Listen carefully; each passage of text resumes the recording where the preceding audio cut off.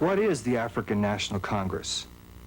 I believe that it's quite possibly a peddler of Soviet slant that have taken the moral issues of the country of South Africa and so far polarized them politically that people in the world think it's either the ANC or the hated apartheid regime, as they call it.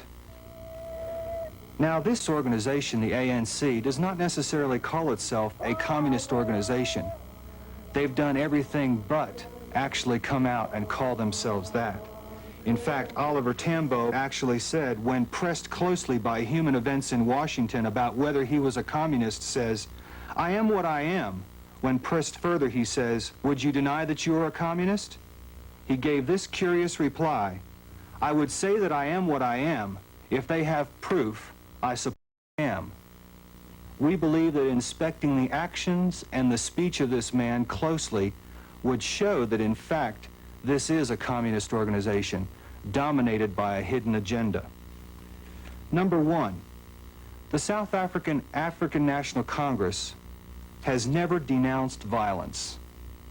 I might remind you that the 1986 Anti-Apartheid Act of the U.S. Congress states clearly in point number 1 that to embrace the African National Congress in any negotiation or recognition requires that they denounce violence.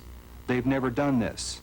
In fact, their leader in prison, Nelson Mandela, when approached by the state president P.W. Botha on terms of release, emphatically stated he would not denounce violence and therefore chose to remain in prison. They claim to represent all of South Africa. I question that claim, for in fact I have met and spoke with leaders of moderation and education that represent hundreds of thousands and in instances even millions of people.